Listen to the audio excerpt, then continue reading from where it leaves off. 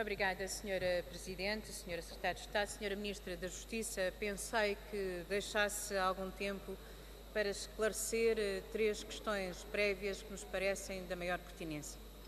Em primeiro lugar, tratando-se do Código de Processo Penal, perguntar-lhe porque é que não utilizou a ocasião para o expurgar das inconstitucionalidades verificadas, nomeadamente no que ao processo sumário diz respeito.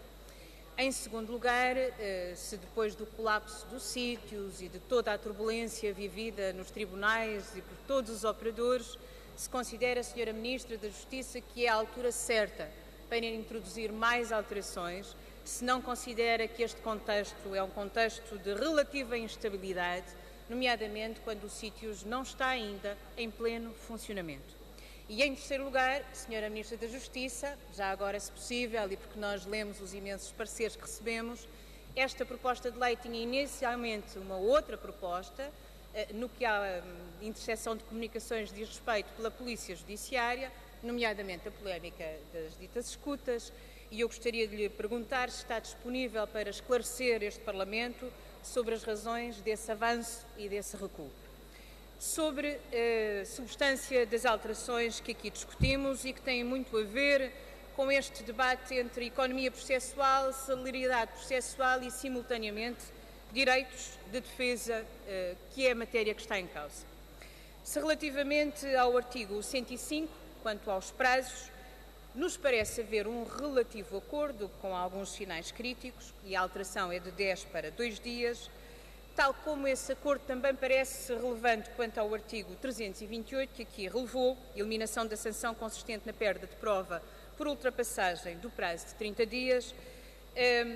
E eu, no entanto, queria dizer-lhe que relativamente a esta matéria, dado que chamou a atenção para a disponibilidade que existe de alteração, que nos parecem, por exemplo, pertinentes a algumas preocupações aduzidas pela Associação Sindical de Juízes Portugueses, quanto, por exemplo, ao prazo das 72 horas para o segredo de justiça relativo à violência doméstica, quanto à leitura atual ou entendimento atual sobre as 48 horas para despacho a proferir na aplicação de medidas de coação a arguido detido, que hoje se reporta à sua identificação e não propriamente ao despacho, que pode, evidentemente, ter muito tempo ainda pela frente.